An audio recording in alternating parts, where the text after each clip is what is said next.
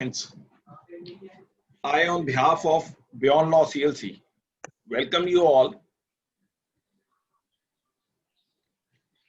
on two parts. Firstly, that it is a continuation of the webinars which we have been conducted since the lockdown time.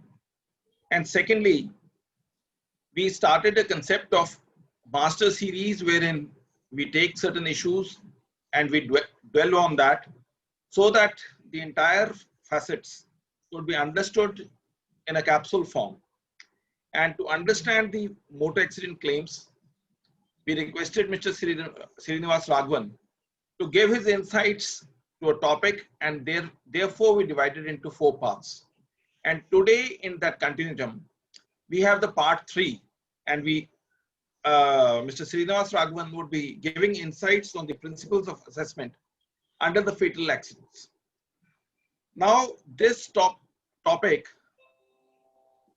is relevant not only for the lawyers, students, judicial officers, and also the insurance company.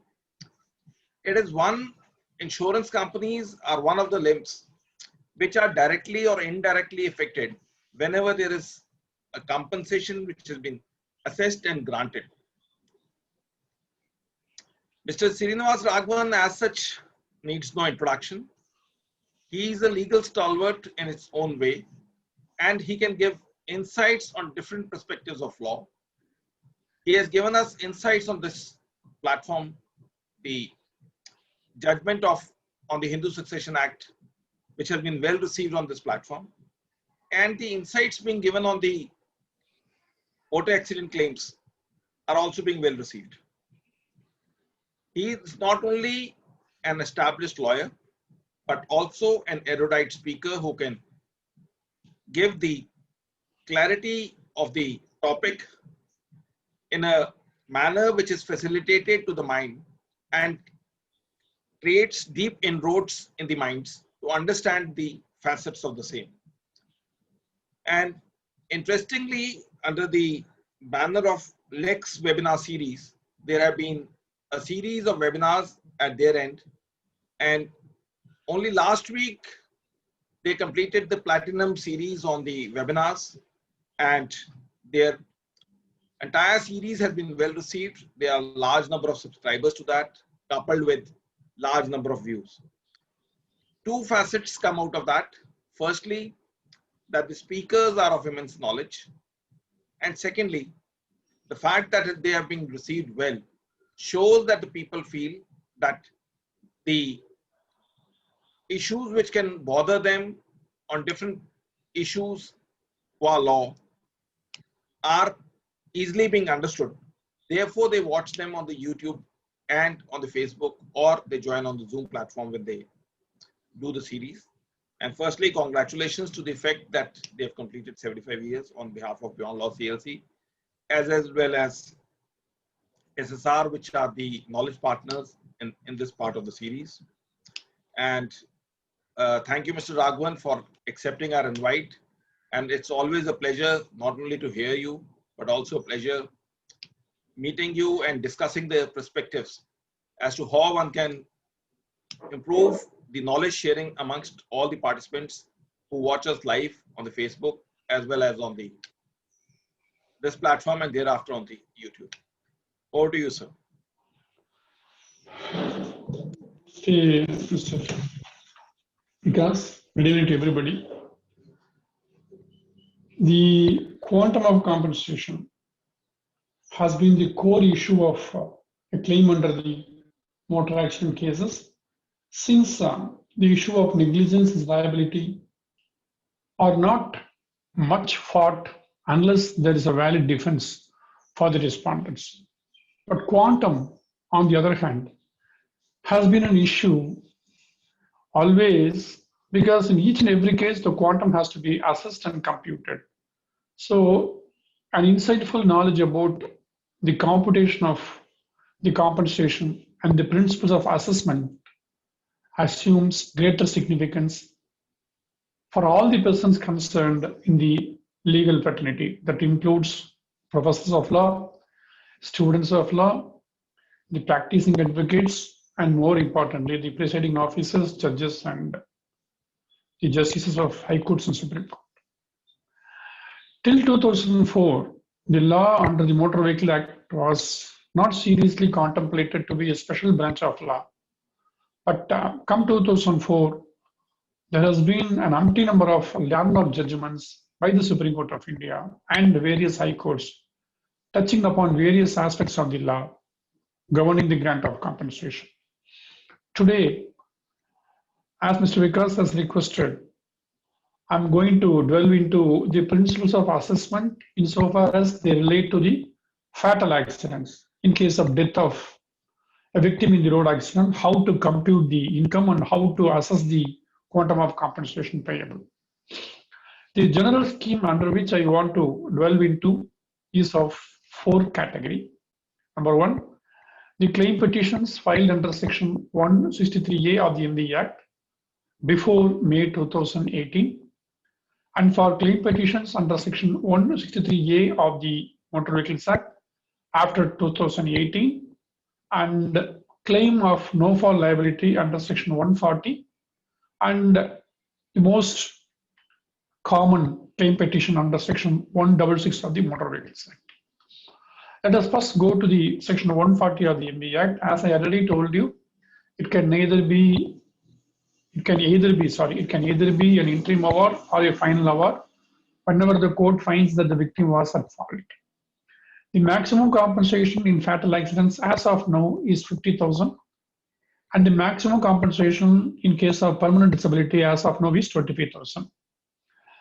And secondly, the claims under Section 163A of the Motor Vehicles Act.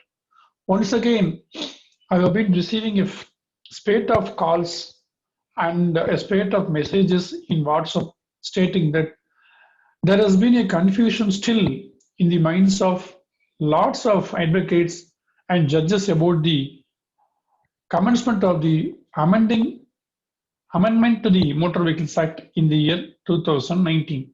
So before going to the principles of assessment, I just want to clarify once again that Act 32 of 2009, that is the amended Motor Vehicles Act 2009, has not been notified completely. There are some books published by some publishers that carries out some SOs mentioned on the wrapper or anywhere inside the book that causes the confusion.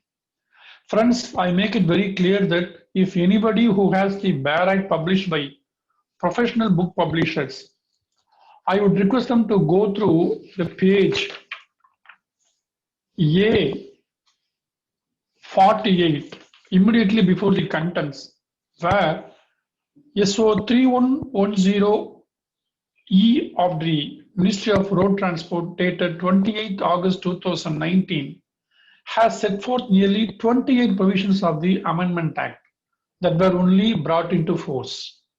Excepting those 28 sections, none of the provisions of the Motor Vehicles Act 2019 have been notified, because you are well aware that Section 1 of the Motor Vehicles Act 2009 clearly states that you shall come into force on such a date as the central government may, by notification in the official gazette, appoint. Very importantly, it says, and different dates may be appointed for different provisions of this Act, and any reference in any such provision to the commencement of this Act shall be construed as a reference to the coming into force of that provision. So different provisions have to be given into effect different dates, and as per the SO 3110E dated 28 August 2009, that is the latest notification governing the field, only 28 provisions of the Motor Vehicles Act 2009 have been given into force, and provision after Section 92 were not given effect into. Friends, please find that the chapter regarding third-party claims and adjudication of the third-party claim petitions and every such aspect of the law comes thereafter, that is after Section 95. So unless Section 93 to 97 are notified, we can't say that the new Motor Vehicles Act 2019, Act 32 of 2019 is in force. I am told by some of the advocate practicing in some parts of Tamil Nadu, especially Paramakudi, where advocates have been filing claim petition under section 164 as amended, and the presiding officers of the particular area have been entertaining such applications. It is not the fault of the advocate or the presiding officer, it is the fault of the book publishers. They have wrongly published some SO number of the year 2020 as if the entire act has been given into. In fact, I should thank my learned senior, Mr. Suresh Advocate Madurai, who is my mentor in the Motor Vehicles Act, who has done a research and stated that the SO 2020 mentioned in some of the books of the year 2020 relates to registration number for the union territories like Delhi, Goa, and Daman and Diu. So it has got nothing to do with giving effect into any provision after section 92. So as of now, please friends have in mind that none of the provisions of the new Motor Vehicles Act 2019 have been given effect into. So we are concerned only with the provisions of law as on date in force. So when we come into fatal accidents, the important factor that strikes our mind is what is called the multiplier formula. So the multiplier formula can be differentiated into two, because basically the second schedule appended to section 163A of the MB Act, which was in force before May 2018, was meant only for a claim petition under section 163A only. The second schedule appended to section 163A was not intended to be applied to a claim petition under section 166 or 140. But subsequently, the Supreme Court in Susama Thomas case has stated that it is better to borrow the multiplier formula for a claim petition under section 166 also, to avoid guesswork and avoid a large-scale corruption alleged. So the distinction between the multiplier under section 163A and 166 has been now clarified after the advent of the judgment of the Supreme Court of India in Sharla Verma's case, Reshma Kumari's case, and the Pranay Sethi's case. So for better appreciation, the law till 2018 was of two kinds: multiplier formula under section 163A, what is called the second schedule, and multiplier formula for claim petition under section 166, governed by Sharla Verma, Reshma Kumari, and Pranay Sethi's case law. I'll come to the case laws in detail a little bit later. Now, we can go to the claim petition under section 163A now for a brief account. If you have the book in your hand, you may find that till May 2018, the Motor Vehicles Act had second schedule appended to section 163A in the Motor Vehicles Act, what is called the multiplier formula, which has got 8 clauses, and it has got various heads of compensation for injury cases and death cases. And in the year 2018, after Sunil Kumar's case, the Union government thought fit of substituting the second schedule by giving a new schedule. That new schedule came into force on 28th May 2018. That will be once again deleted or repealed once the 2019 Act comes into force. If the government for some reason decides to give into effect the Amendment Act of 2019, even the 2018 schedule that gives limited liability for a claim under section 163A would no longer be in force. So now we can say that there are two kinds of formula for a claim under section 163A for accidents dated before 28th May 2018 and for accidents took place after the cutoff date above said. Then we have to go to the claim petitions under section 166 of the Motor Vehicles Act, where I once again repeat that we are not supposed to go for any other mode of compensation, since the Supreme Court has cleared the way to follow the multiplier formula. But the multiplier formula is not the same which is under section 163A. We have a separate multiplier formula as enunciated by 3 major judgments of the Supreme Court of India, namely Sharla Verma's case, Reshma Kumari's case, and Pranay Sethi's case. Out of which Sharla Verma was by the regular bench of Supreme Court consisting of 2 judges. Reshma Kumari was on reference by 3 judges, and Pranay Sethi was by a constitution bench of 5 judges. In the meantime, there was a 3 judges bench of Supreme Court of India, but not on reference, called Rajesh versus Rajbir Singh. That caused some flutters, so that made the Supreme Court to constitute a constitution bench in Pranay Sethi's case.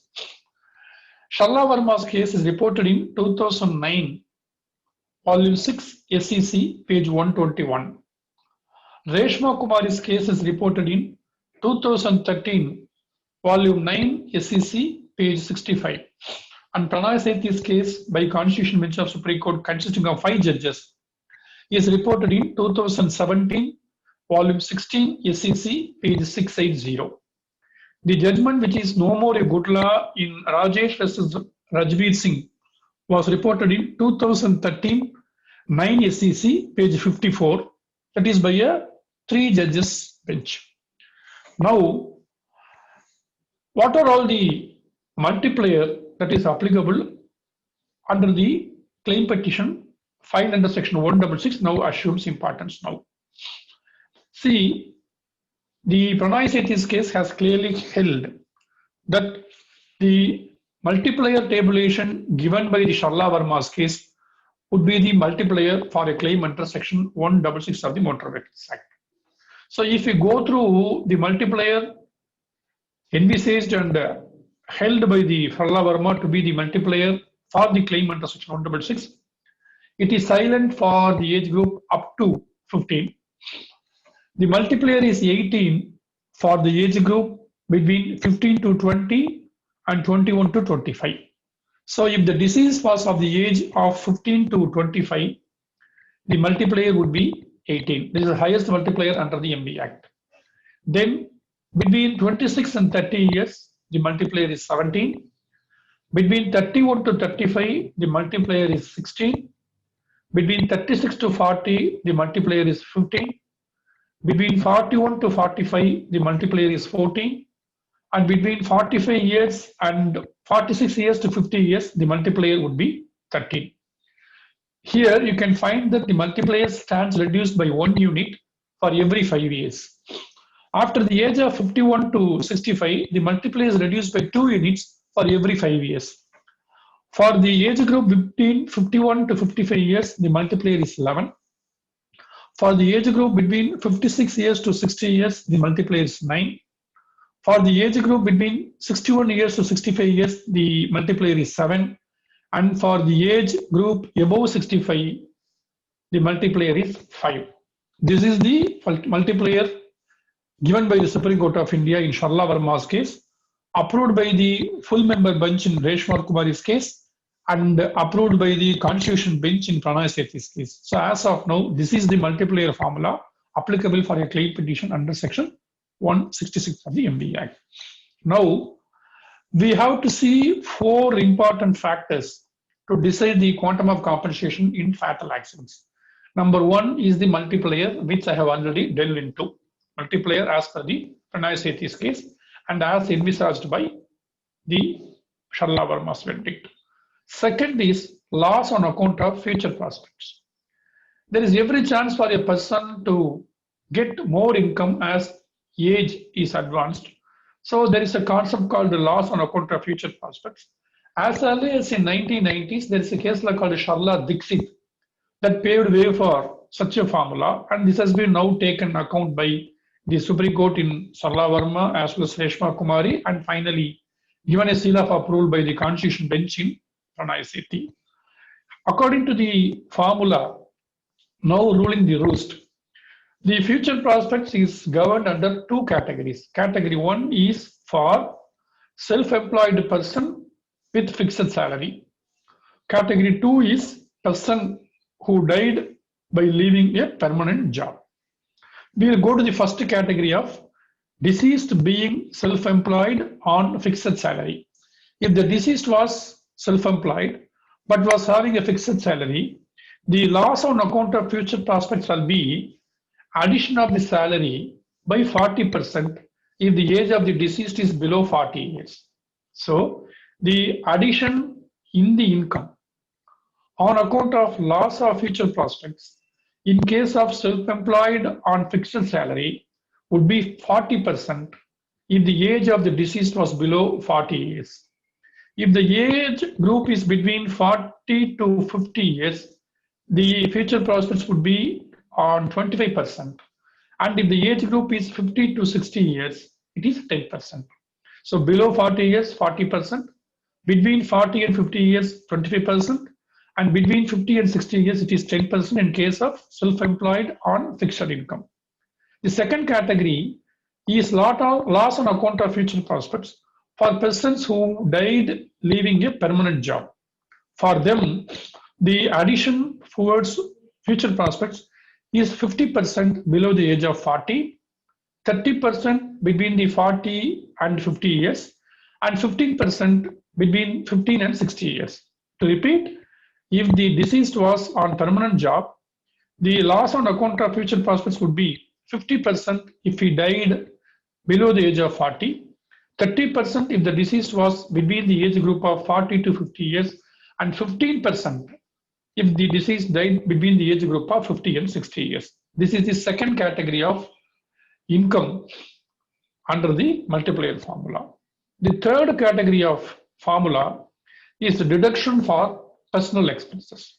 As you all know, we used to deduct 1/3 in the pre-multiplier period, what is called towards a concept called a lump sum payment. Now the same has been retained by the Supreme Court by a judge-made law, and the deduction towards personal expenses, they once again depends upon the marital status of the deceased. There are two categories, married victims and unmarried victims. The victims' marital status coupled with the number of dependents would decide the appropriate extent of deduction towards personal expenses. Number one, married victims. In case of the victims being married, the deduction would be 1/3 of the monthly income if the number of dependents are 2 to 3. It will be 1/4 if the number of dependents are 4 to 6. And it would be 1/5 if the number of victims exceed 6. So if the dependents are 2 to 3, it is 1/3. If they are 4 to 6 in number, it is 1/4. If they are above 6, it is 1/5 had the deceased been a married victim. Then for unmarried persons, there are two kinds of deduction as per Supreme Court. Normally, if a bachelor or a spinster or single in the present day world is dead on account of a road of traffic accident, the deduction is 50%. Half of the monthly income has to be deducted towards personal expenses. But the Supreme Court has held that it may be 1/3 in case had the deceased, though being a bachelor, died leaving behind widowed mother.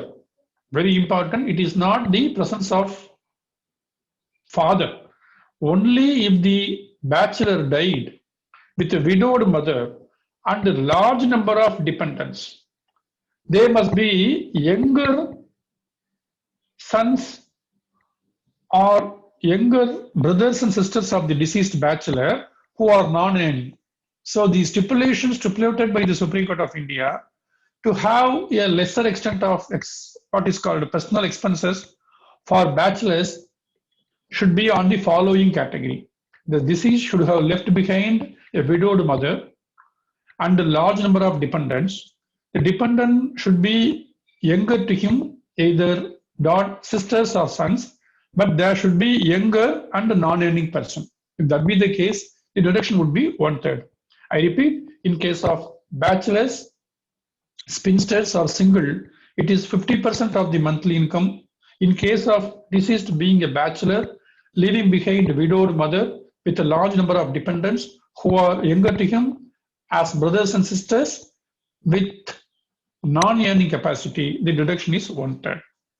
Then the final category is the what is called the conventional heads of compensation, which are 3 in count according to Pranay Sethi's case. There is a discrepancy. I'll come it a little bit later. The Supreme Court has held in Pranay Sethi's case that there should be a grant of 15,000 for loss of life estate.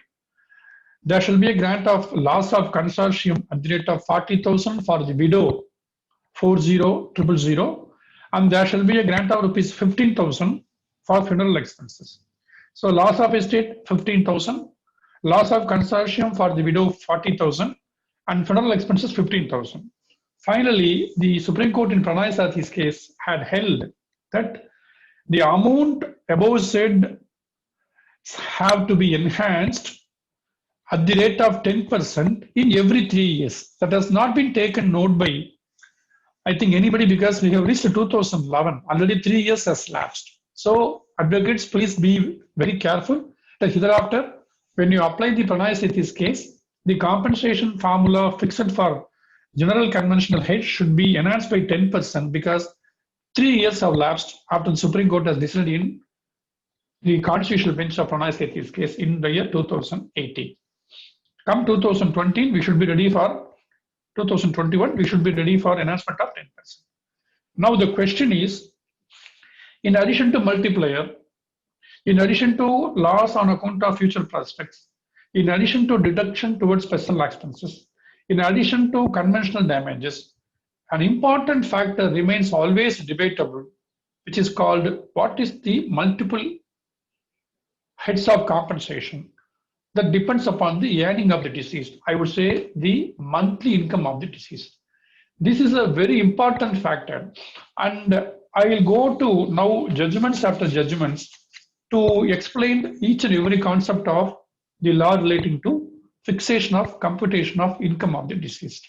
Number one, the doubt was in case of death of the bachelor or unmarried person, what would be the multiplier? Whether the multiplier would depend upon the age of the deceased or would depend upon the age of the claimants. Because there are a lot of judgments before the judgment of Sarla Verma that the multiplier would depend upon the age of the claimants only, because in the event of bachelor, the claimants are normally mothers. Their life expectancy would be shorter. And in case of parents, their life expectancy is shorter. So the multiplier would depend upon the age of the claimants. That was the case before 2009. But the Sarla Verma's case has done away with the same. And in the case law called Amrit Banu Shali, Amrit Banu Shali versus National Insurance Company, reported in 2012 ACJ, Supreme Court, page 2002, it has been held by the Supreme Court, no, it is only the age of the deceased that counts to decide the multiplier, and it would never depend upon the age of the claimants. This has been adopted by the Supreme Court in Sarla Verma's case, Reshma Kumari's case, and Pranay Sethi's case, and the dispute is no more res integra. Next is, what is the loss of income in case of death of either an agriculturist or a person doing a business? Friends, please bear in mind that in case of a person who died in an accident, happened to be a salaried class, there is absolutely block of total income. The family is left in the streets. He would be receiving, the elders will be receiving a very paltry amount as family pension, and the monthly income is lost. On the other hand, in the event of a death of an agriculturist or a businessman, the legal heirs of the deceased can continue the profession or avocation, either by themselves or with the help of others. So the Supreme Court has held that in case of death of agriculturist or businessman, there can be no automatic inference that the income is totally lost. And in such case, the Supreme Court has held that the amount spent by the family or the claimants for employing a skilled person in the place of the deceased shall be the amount of loss to the family. This is held by the Supreme Court in two cases for agricultural income. Jasbir Kaur in 2004, Volume 1, TNMAC, page Supreme Court 537. Jasbir Kaur, friends, I will circulate the Supreme Court citation in SEC after the session is over through Mr. Vikas in a dropbacks. Jasbir Kaur, 2004, 1 TNMAC, page 537, Supreme Court. And New India versus Yogesh Devi, 2012, Volume 1, TNMAC, page 371, Supreme Court. In these two cases, Supreme Court held that in case of death of agriculturist, the income would be the difference between the amount spent by the family on the skill of the deceased husband or the father as the case may be. The same formula is adopted by businessman as per the ruling of Supreme Court of India in Syed Bashir Ahmed versus Muhammad Jamil, reported in 2009, Volume 1, TNMAC 118 Supreme Court. Syed Bashir Ahmed versus Muhammad Jamil, 2009, Volume 1, TNMAC 11-8. That is the judgment of Supreme Court of India in case of death of businessman. Now, the next question is whether the compensation should be reasonable, fair, and should be a bonanza or a gain. In two cases, the Supreme Court has given the formula of what should be the compensation payable in a fatal accident case. It is Helen C. Rebello, one of the cherished cases of Supreme Court, reported in 1999, Volume 1, SEC, page 90. Helen C. Rebello versus Maharashtra State Road Transport Corporation, reported in 1999, 1 SEC, page 90, and followed by the Supreme Court in Nahappa versus Gurudayal Singh, reported in 2003, Volume 2 SEC, page 274. In these two cases, the Supreme Court has stated that the compensation should be just and reasonable, and defined what is called a just compensation and defined what is called a reasonable compensation. Then the next question is, the deceased would have received some benefits from a lot of schemes from the government or from the department in which he was employed, like perquisites or any other pension scheme or gratuity, PF, etc. Whether such amount can be excluded from the definition of monthly income. There are a division of views by the Supreme Court. First, the Supreme Court said in the year 2008, they should be deducted in the case called Bakra Bias Management Board versus Kanta Agarwal, reported in 2008, Volume 11, SEC, page 366. Bakra Bias Management Board versus Kanta Agarwal, 2008, Volume 11, SEC, 366. But subsequently, in the year 2013, the Supreme Court has reversed the view, stating that they are the statutory payment which the deceased is entitled to, even otherwise the death in the accident. So such amount cannot be deducted. The case law is Vimal Kanwar versus Kishore Dhan, 2013, Volume 1, TNMAC, page 641, Supreme Court. Vimal Kanwar versus Kishore Dhan, 2013, Volume 1, TNMAC, page 641, Supreme Court. I'll give the equivalent citation to Vikas later. These two cases can be gone into. Now, let me introduce one important word in Sharla Verma's case, followed by Reshma Kumari's case on reference, and by the constituent bench of Supreme Court in Pranay Sethi, which would answer the question very easily. Whenever I address the judges in the High Court, when the doubt is reduced whether a split multiplier can be followed or whether a different formula can be followed in case of exceptional facts, I would say the answer lies in a particular magical word used by the case law in Sharla Verma's case, followed by Reshma Kumari's case, and approved by the Supreme Court in Pranay Sethi's case by a bench of 5. It's called a standardized multiplier. Friends, the word standardized has got a large, wider meaning and connotation. If you say a particular formula is standardized, you cannot go to any other formula. While dealing with the concept of multiplier, the concept of deduction, and the concept of what is called the income, the Supreme Court has been reiterating time and again that the multiplier formula has been standardized on the advent of the judgment of Supreme Court of India in Sharla Verma's case. In Pranay Sethi's case, the Supreme Court of India has almost given a seal of approval to Pranay Sethi's Sharla Verma's case in case of multiplier being followed. So, when the multiplier is standardized, please don't go to any other formula, because the standardization brings into a grinding halt to all other formula in force before that. Now, let us go to the definition of salary. What constitutes a salary? What can be deducted from the salary in computing the loss of income? There is a famous case of Supreme Court of India in the year 2008, reported in 2008, Volume 2, SEC, page 763.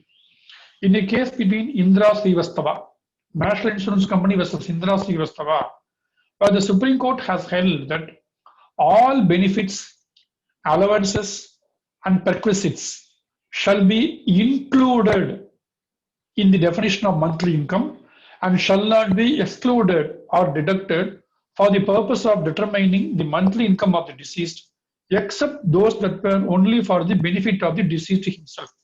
That formula has been given a seal of approval by the Supreme Court of India in Sharla Verma's case, in Pranay Sethi's case. Now the question is, from the monthly salary of the deceased, what can be deducted when we compute the loss of income? Only two things can be deducted. Number one being the payment of income tax. Number two being the payment of professional tax. Except the payment of income tax or except the payment of professional tax, no other tax or benefits or allowances or premia or the benefits of any other scheme or ex gratia payment can be deducted. It is reported in Sharla Verma. Also, in one case of Supreme Court reported in 2010, volume 12 SEC, page 378, Shambadi Sarma versus Karan Singh, 2010, 12 SEC, page 378, where except income tax and professional tax, no other amount can be deducted from the monthly salary.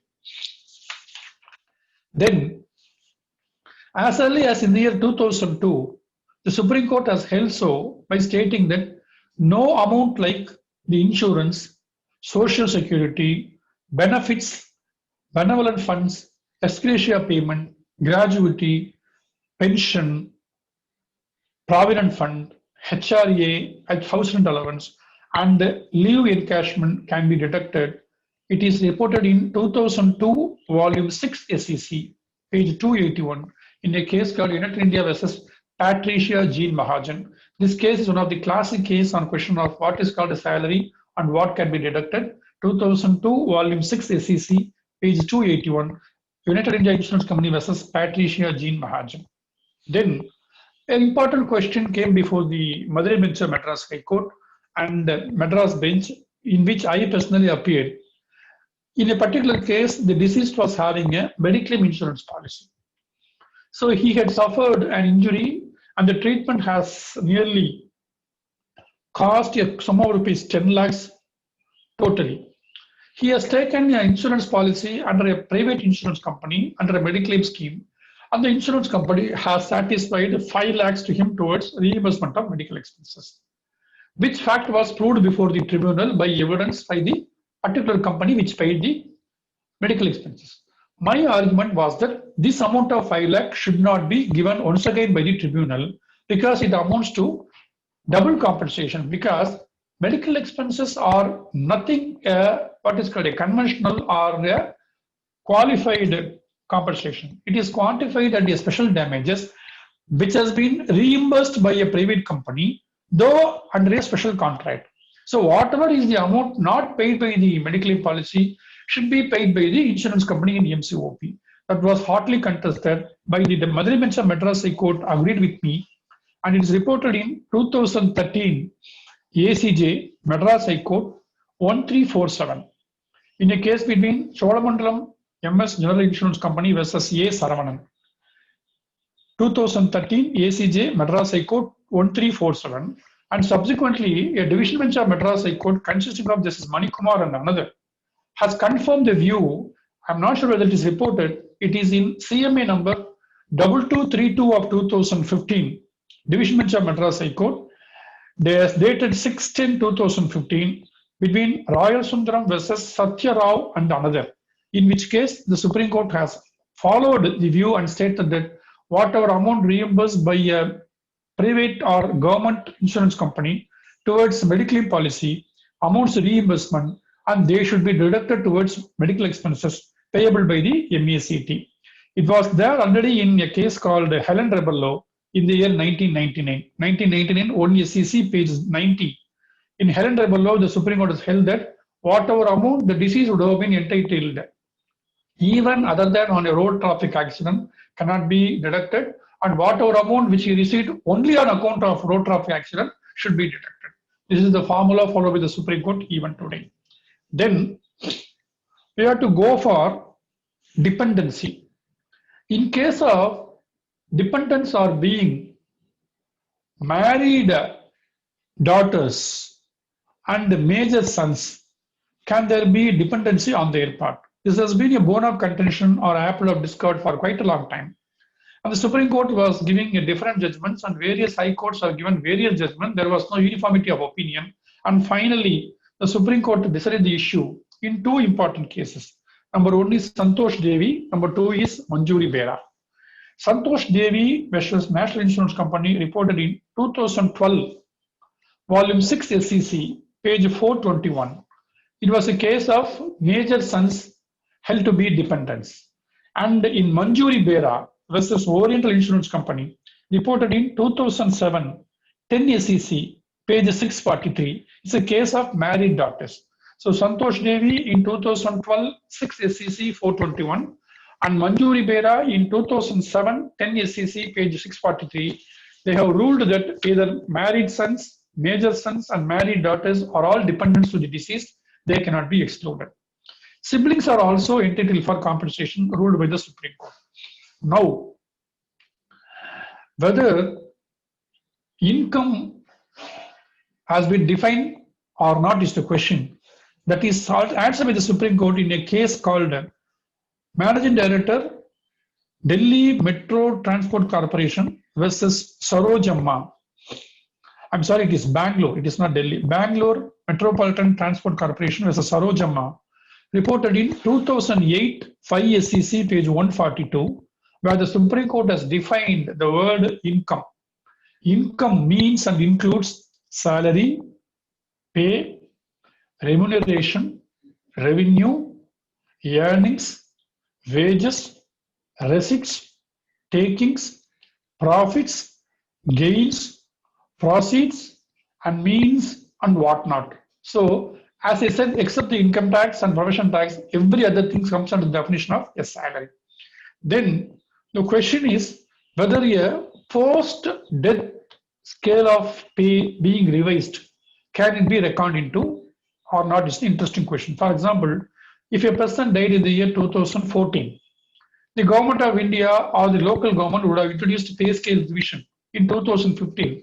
Normally, all the pay scale revisions are given retrospective effect. So whether the pay scale revision that was announced by the government of state or the central after the date of accident can be taken into account or not has been answered by the Supreme Court in Sharla Verma in the negative. 2009, 6 SEC 121. I would argue in every case where such is being demanded that the loss on account of future prospects comprises the future scale revision, so that cannot be considered once again. So that was the case where the Supreme Court agreed for the said proposition was ruled out in Rajesh case. So as per Sharla Verma and approved by the Constitutional Bench in Pranay Sethi, a post-death revision of salary cannot be taken into account for the purpose of computing the income.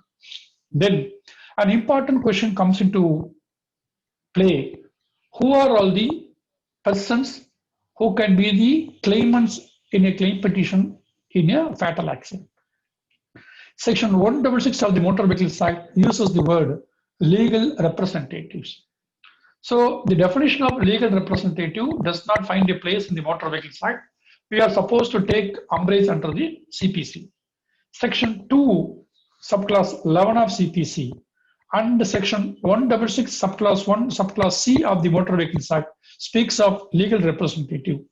Yet the term legal representative is wider than the term legal has. Legal representative means a person who in law represents the estate of the deceased and includes any person who intermeddles with the estate of the deceased. For example, a church or the parish where a priest can be a parish priest or he may be an official post. He might not have married, he might be residing in the parish or the bishop's house as a permanent employment, or he may be contributing his salary only to the parish. He may not have a family of his own. If that be the case, the Supreme Court has held that they are called to be the legal representative, and they can, on the death of such persons, the parish priest can claim compensation. That is the case law also in Manjuri Bera and Hafizun Begum. Manjuri Bera is reported in 2007 10 SEC, page 643, and Hafizul Begum versus Muhammad Ikram, reported in 2007 10 SEC, page 715. Then, marital status also has been held immaterial by the Supreme Court in Manjuri Bera's case. Next question is whether a registered society can be a dependent. The Supreme Court held in a case reported in the positive in 2014, volume 3 SEC 394, a larger bench of 3 judges in a case called Montfort Brothers of St. Gabriel versus United India, where the Supreme Court held that a registered society can claim compensation for the death of its members, provided there should be a justification to claim so. Montfort Brothers of St. Gabriel versus United India, reported in 2014, 3 SEC, page 394, page 394, larger bench. Now, the question is whether a widow can claim compensation for the death of the husband on her remarriage. This was the question that came into consideration before the Supreme Court on 2 occasions. In one occasion, the Supreme Court said yes. In another occasion, the Supreme Court said no. We'll see both. The Supreme Court said yes in a case called Sarayu versus Surendra, reported in 2011, ACJ, Supreme Court, page 1230. Here, the Supreme Court said a widow, even after remarriage, claim compensation for the death of the first husband.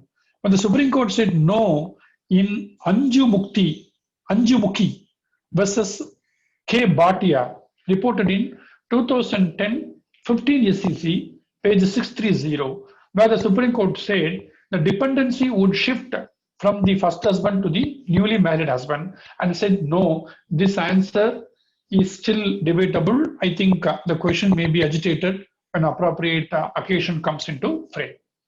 Then we have to say whether multiplier formula applicable to section 163A can be followed in a claim under section 166. The Supreme Court held in favor of following it in General Manager, Kerala State Road Transport Corporation versus Susamma Thomas, a landmark case in 1994, volume 2 SEC, page 176, where the Supreme Court held that the multiplier formula meant for section 163A can be borrowed for a claim petition under section 166 because it is scientific, it avoids guesswork, and there can be no manipulation of award. It is also followed by the Supreme Court in another case called the Trilok Chandra case, reported in as early as in 1996. 1996, volume 4 SEC, page 362, by the larger bench. It said that it is applicable as it is a guide under a corner which can be taken into account. Now, the question is, what is the multiplier for a person who died below the age of 15? The age group in Sharla Verma's case and given a seal of approval by the Constitution Bench in Pranay Sethi's case starts only from 15 to 20. The maximum multiplier is 18. What is the multiplier for the age group 15, 0 to 15 has not been defined anywhere, but there are judgments to the effect that it is 15 because that could be the minimum multiplier, and the case laws are not uniform. Again, this aspect has to be clarified by the Supreme Court when appropriate case law being brought into the frame. Then important question is what is called a split multiplier or service multiplier. Service multiplier or split multiplier literally means we are splitting only the multiplier into 2.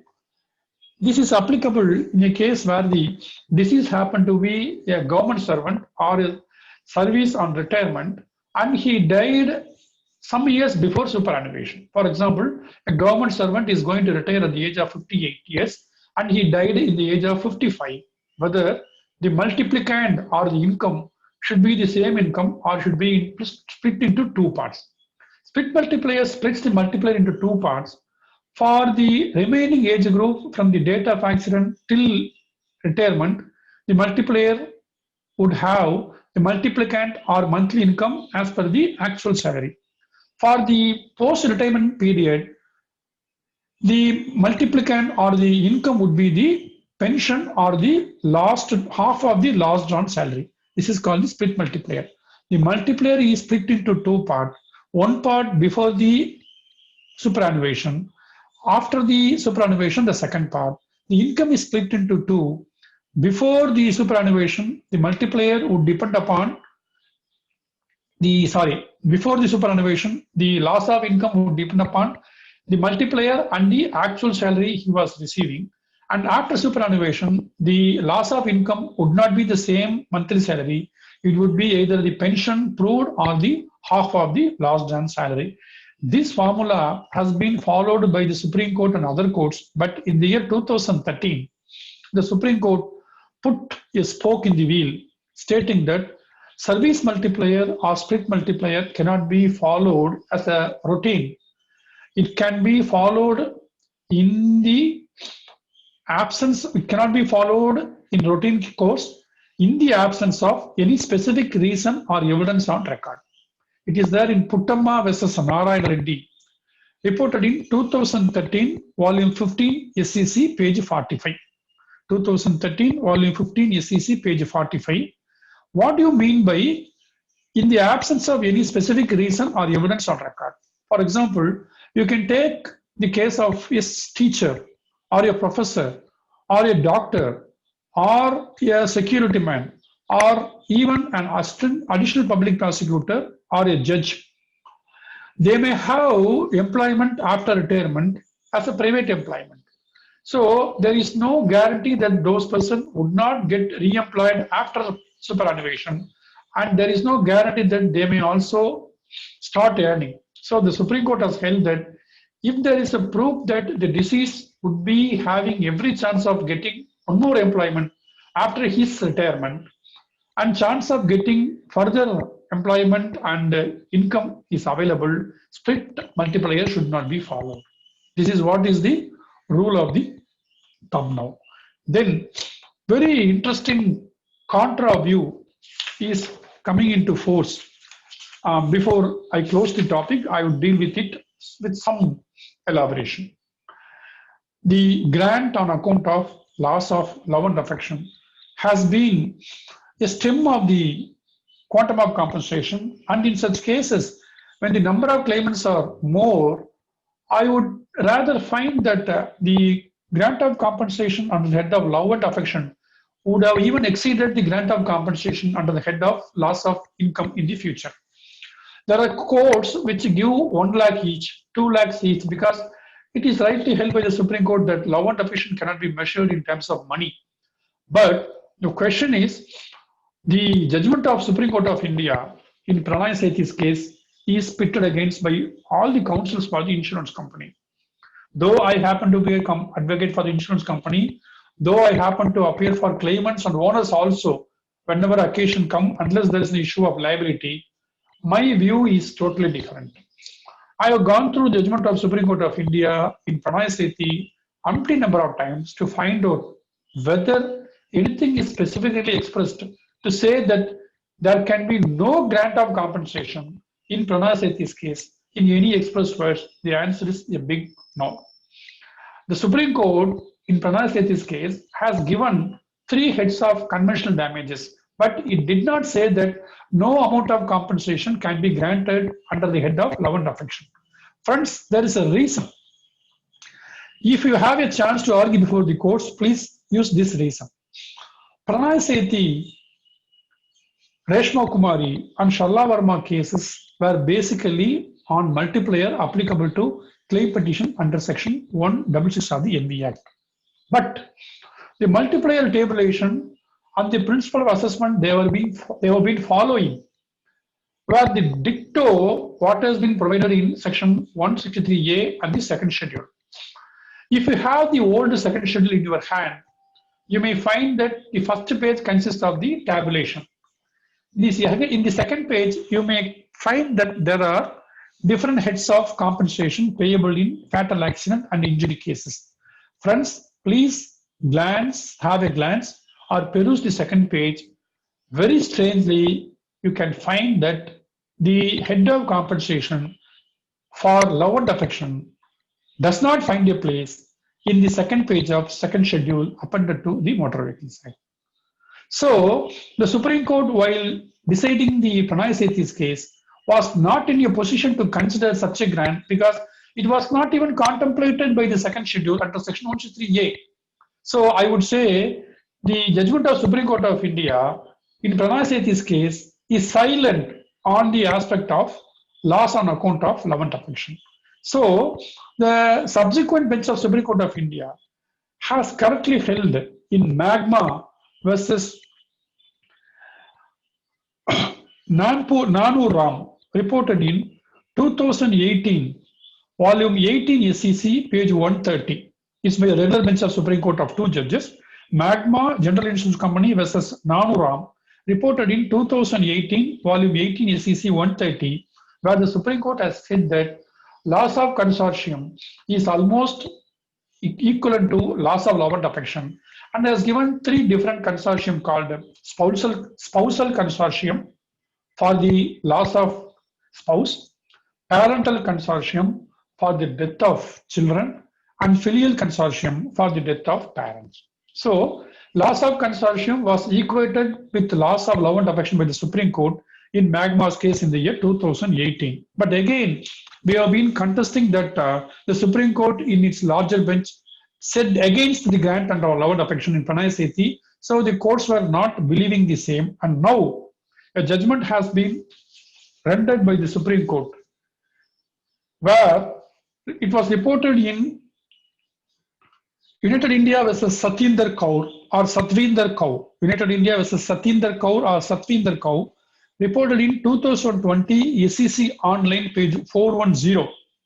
It is by a 3-member judge, and Justice Indu Malhotra has delivered the judgment, where she has categorically held that the judgment of Supreme Court of India in Pranay Sethi is not against the grant of love and affection, and the Supreme Court has said that filial consortium, spousal consortium, and parental consortium can be granted, and the same has been recently followed by another bench of Supreme Court of India, reported in New India versus Somvati, SOMWATA, Somvati, reported in 2020, volume 2 TNMAC, page 374, Supreme Court. So the case of Supreme Court of India in Pranay Sethi, reported in 2017, 16 SEC, page 680, is not a judgment on loss of love and affection.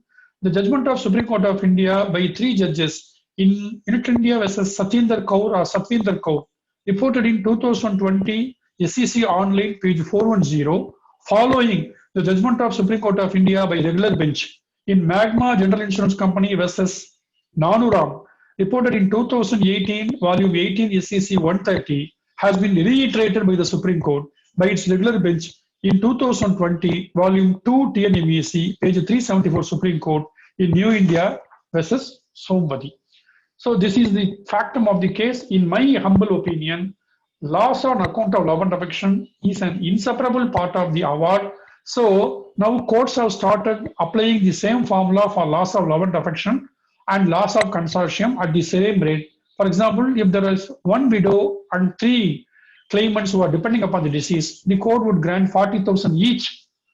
40,000 for the widow under the lot of consortium and 40,000 each for other claimants for loss of love and affection. Once you give a sum of rupees 40,000 for the widow under the head of loss of consortium, you cannot give the same amount to the wife of loss of love and affection because it amounts to duplication. So for the widow, there can be only grant under the head of loss of consortium. For the other dependents, there can be grant of loss of love and affection at the same amount or at the amount as the courts may think fit. Now, the question finally is threefold. What is the income in case of child death? What is the income in case of bachelor's death? What is the income in case of death of housewife? Friends, there are no hard and fast rules. There are no straitjacket formula. The judgment of Supreme Court depends the year of accident and it varies from case to case. In one case, the Supreme Court of India has given 12,000 per month as the monthly notional income for a carpenter. So there is no common yardstick for the fixation of monthly income for the deceased. when the deceased happened to be a child, or deceased happened to be a bachelor, or if deceased happened to be a housewife.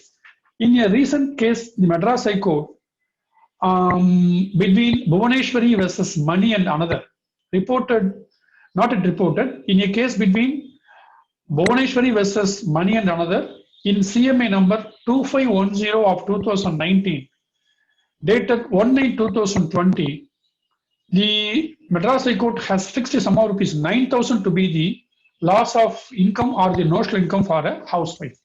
In another case, the Madras High Court has fixed rupees 30,000, 30,000 as notional monthly income for a first-year medical college student. In 2014 ACJ, page 2693, division bench, in a case of Mariam Bibi. So it all depends each and every case, and there can be no hard and fast rule for the notional income of a victim. And I come across two interesting judgments of Madras High Court. With this, I'll close my deliberation. This is a case where the Madras High Court, consisting of two judges in the division bench, followed what is called the cost inflation index issued by the Central Board of Direct Taxes in the year 2007-2008 to be the basis to decide the notional income in case of absence of proof and avocation. These two cases are the Tamil Nadu cases. I'll try to find out the ACJ equivalent and circulate to Mr. Vikas by WhatsApp tomorrow. They are Chinnatta Mani versus Amaran Granites, reported in 2019, volume 2, TNMAC, page 293, division bench, and by the same bench of Justice Kribavaran and Justice Krishnan Ramasamy, reported in Andal and others versus Abhinav Kannan, reported in 2019, volume 1, TNMAC, page 54, division bench. Here the division bench of Madras High Court held, in addition to the notional income fixed by the Supreme Court in Syed Sadiq's case, the division bench has given a formula. The formula is very simple. As you very much aware, the Supreme Court in Syed Sadiq case reported in 2014, volume 1, TNMAC, page 459, Supreme Court, has fixed a sum of rupees 6,500 to be the notional income of the deceased who died in the year 2008 as the income without any proof of avocation income. The Madras bench division bench has given a new formula, according to which the formula for calculation or determination of the monthly income would be notional income as defined by the Supreme Court in Syed Sadiq at rupees 6,500 into cost of inflation index for the year of accident divided by cost of inflation index for the year 2007-2008. It will come to nearly 4,000, 5,000 in case of the income rupees at rupees 6,500. This is the formula the state of Tamil Nadu has been following now throughout to decide the notional income of a person who died without any proof of avocation and income. So this is the formula. And last but not the least, in case of production of income tax saral or returns by the family of the deceased for 3 to 4 years, which shall be taken into account. We have been taking into account the average of the saral, but the Supreme Court has held otherwise. In a case reported in 2015 between Shashikala and others versus Ganga Lakshma, reported in 2015, volume 1, TNMAC, page 785, Supreme Court, where the Supreme Court, consisting of a regular bench, held that the income tax returns for the year of accident should be taken into account and not the average returns of the previous years. These are all the broad-based, what is called a principle of assessment in fatal accident case. In a given time, I think I have almost covered the maximum level possible. In case of any further deliberation, we can see at a later point of time. I thank one and all for the patient hearing, and I thank Vikas for the opportunity. Thank you, sir. Thank you, Srinivasji. As usual, the insights have been spot on. The various aspects which one could have conceived and perceived have been covered by you. And except that once you apply practically, once the proposition comes, then the things are on a different tangent and a different perspective, one can always think about. See, 3 questions, if any.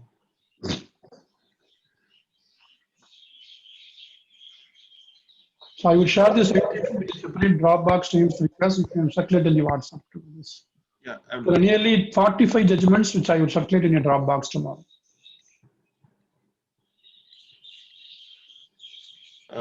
Sir, can you explain how to compute the income if the deceased were working on a contractual basis? So it all depends the income tax assessment if available. Otherwise, as I said, it must be the income on the date of accident. The turnout of the business on the year of accident is the actual basis of income. This is by Advocate TPR. Claim under section 163A, no driving license. What will be the fate of the claimants? So I already told last occasion, 163A cannot be used to file the claim petition against this for insurance company. So if there is no third party vehicle means it is tough. In case of 163A, absence of driving license is immaterial. 163A will have no bearing on negligence. So the question of negligence is alien to a claim under section 163A. So absence of driving license makes no difference.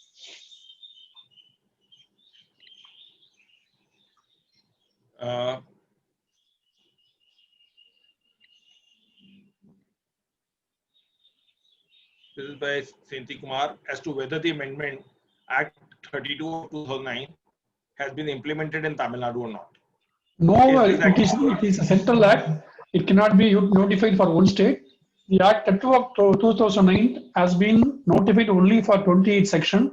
The chapter regarding third party adjudication has not been notified so far. So the old MV Act continues to apply for claim petitions throughout the country of India. This is by Selva Kumar. No. This is by Kanan, just Advocate Kanan. Status of accident by an owner cum driver. So in case of, it's a case covered by a personal accident coverage. If the policy is after the year September 2018, the PA coverage is 15 lakhs, but it is not a matter of a third party adjudication before the MACT. So the claimants in case of death of the owner cum driver or the claimants in case of injured himself being the owner cum driver has to approach the insurance company directly across the table for payment of PA coverage. In case if they refuse, they can go to the civil court or the consumer forum. I would rather suggest writ petition also because insurance companies, though private or government, they are exercising a sovereign function of the state government. So either the civil court common law action or a consumer case or a writ petition against insurance company can be laid by the claimants in case of death or the injured himself, claim compensation for PA coverage in case if he happen to be the certified owner cum driver of the vehicle. This is by Jaren Matthew. Split multiplier, what is the present position? Present position, I said Puttama's case in 2015 is very clear that it cannot be applied as a matter of routine procedure unless there is evidence available. It cannot be applied. In the absence of any provision or any proof that it can be re-employed, split multiplier cannot be applied at all. After the standardized multiplier, we have got nothing new against multiplier in Sharla Verma, Reshma Kumari, and Pranay Sood.